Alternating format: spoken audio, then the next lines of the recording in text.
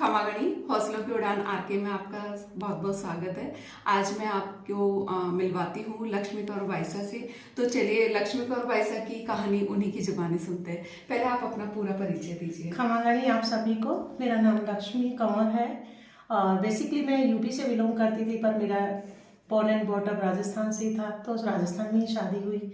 जब मेरी शादी हुई थी तब मैं केवल 12th क्लास में और बिलो 18 ही थी। गांव पहुंची तो बहुत ही सब कुछ मुझे अजीब अजीब लग रहा था, लेकिन मेरे सास ससुर के मोटिवेशन से और हस्बैंड के, सबसे ज़्यादा इंस्पायर हस्बैंड से ही होते हैं। तो हस्बैंड ने इतना इनकरेज और मोटिवेट किया कि मैं आगे पढ़ने के लिए तैयार हो गई। और आज 12th करने के बाद में मैंने डबल MA BEd MAd और PhD तैयारी कर रही हूँ। बहुत बढ़िया। आप पहले यहाँ जयपुर में जॉब करते थे, तो अपनी जर्नी के बारे में बताएं आप। हाँ सर, मैं पहले यहाँ TPS में थी। TPS के बाद में मैंने Bhavani Niketan public school English medium school join किया और वहीं से मैंने इंटरव्यू दिया था थ्रू एम्बेसी। दिल्ली में भारतीय विद्या भवन में इंटरव्यू हुआ था और वहाँ से मुझे अच्छे मार्क्स मिले थे। मैं 40 में से 38 मार्क्स मेरे थे और डायरेक्ट मेरा अपॉइंटमेंट मस्कट के लिए इंडियन स्कूल में हो गया था। जी जी, कितने साल से आप वहाँ पे? मैं वहाँ, मुझे 14 ईयर्स रनिंग चल रहा है। जी जी, 13 साल मैंने कंप्लीट कर लिए हैं और आई होप कि आगे भी चलूँ। जी, मैंने सुना आपको वहाँ पे भी सम्मानित किया गया था। जी हाँ, मुझे वहाँ ओमान का बेस्ट टीचर अवार्ड सम्मान मिला था और वो सम्मान उन्हीं लोगों को मिलता है जो कि बहुत ही इनोवेटिव होते हैं और अपनी टीचिंग में परफॉर्मेंस बहुत अच्छा देते हैं। तो लगभग 656 टीचर्स में 656 टीचर्स थे और उनमें मुझे बेस्ट टीचर अवार्ड भी मिला था। और ये हम लोगों के लिए भी बहुत ज्यादा गौरव और सम्मान की बात है कि हमारे राजपूत समाज से जो बाइसा हैं अपना मतलब योग्यता के अनुसार अकेले अपनी जर्नी वहां तक पहुंचाई और वहां पे भी सम्मानित हुए। इतने लोगों के बीच में बेस्ट टीचर का इन्होंने अवार्ड जीता, तो वो भी हमारे लिए एक बहुत ही सम्मानीय बात है। तो इन सब में आपने अपनी फैमिली को और बच्चों की पढ़ाई लिखाई कैसे मैनेज की? सबसे पहले तो मैं सब लोगों को धन्यवाद देती हूँ, मेरे से बड़े जितने भी लोग थे जिन्होंने मुझे मोटिवेट किया। मेरे गांव, मेरा जो ससुराल पक्ष था नेवरी जो झुंझुनू में है, वहाँ के लोगों ने भी मुझे मोटिवेट किया। बहुत तरह तरह के एग्जाम्पल भी दिए गए मेरे बारे में, तो उससे अपने आप ही मैं आगे बढ़ती रही। तो शायद उन लोगों का आशीर्वाद मेरे साथ था। साथ में ही मेरे हस्बैंड जो थे आर्मी में थे, लेकिन आर्मी में होने के बाद भी उन्होंने जो सेटअप किया हुआ था, तो हम बच्चे दोनों, एक बेटा सैनिक स्कूल में चला गया था, हॉस्टलर हो गया था, सेकंड जो था मिलिट्री स्कूल शिमला में चला गया था। जब भी हम सर्दी गर्मियों की छुट्टी में आते थे तो एक दूसरे से बड़े ही उत्साह के साथ मिलते थे और मैनेज करते थे एक दूसरे से। तो शायद मुझे ऐसा नहीं लगा कि मैं कभी अपनी फैमिली से अलग हुई हूँ। हमेशा कन्वर्सेशन, हमेशा बातचीत होती रहती थी और कभी भी ऐसा कुछ लगा ही नहीं था कि मेरा परिवार मेरे साथ नहीं है। हमेशा हर दिन हर रात मेरा परिवार मेरे साथ था। हर सुख दुख हम एक दूसरे से फोन पर भी बांट लेते थे।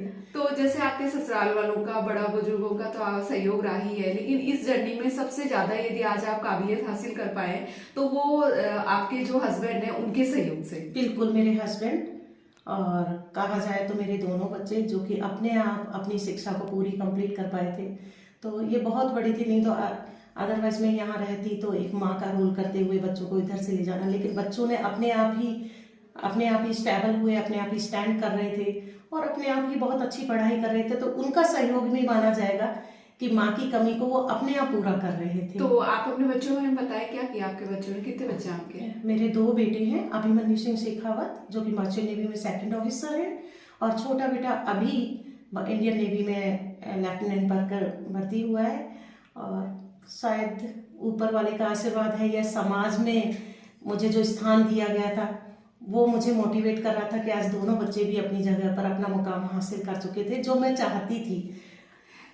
समाज के लिए, खासतौर से महिलाओं के लिए आप क्या संदेश देना चाहेंगे? हाँ, मैं जरूर ये कहना चाहूंगी कि आज की महिलाएं पढ़ चुकी हैं, लिख चुकी हैं, लेकिन सामाजिक संकीर्णता से थोड़ा सा दूर होकर के आगे बढ़ जाएं। जो सामाजिक असमानता है उसको अपने अंदर से दूर करें, अपने विचारों से अलग कर दें। हालांकि ऐसा हो रहा है कि आजकल जितनी भी लड़कियां पढ़कर, बहुत युवा जो लड़कियां पढ़कर के बहुत अच्छे आगे बढ़ रही हैं, लेकिन दूसरे की जब नज़र से उसको देखा जाए तो लगता है कि वो दिमागी जहनी तौर पर आगे नहीं बढ़ पाती हैं। तो मैं चाहती हूँ कि मानसिक शारीरिक रूप से जिस तरीके से आप आगे बढ़ रहे हैं, मानसिक रूप से भी सामाजिक संकीर्णताओं और विषमताओं को दूर करते हुए आगे बढ़े, और एक दूसरे को मोटिवेट करना बहुत ज़रूरी है।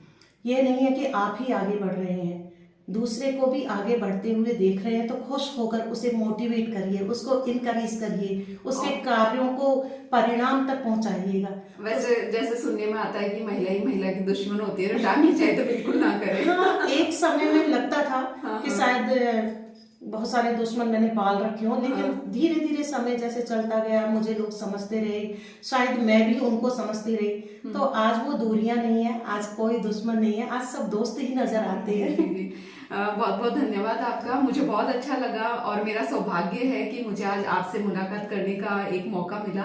तो देखिए, ये हमारे समाज का गौरव है और मेरे साथ साथ सब देखने वालों को भी इनके ऊपर गर्व हो रहा होगा। तो ऐसे ही बने रहिए रंभा कंवर शेखावत के साथ में। धन्यवाद सर। मैं भी धन्यवाद कहती हूँ आपको कि जो मुझे इस काबिल समझा और मेरा एक संदेश हमारे समाज की महिलाओं तक पहुँचाया। आपको बहुत बहुत धन्यवाद। खमा घणी।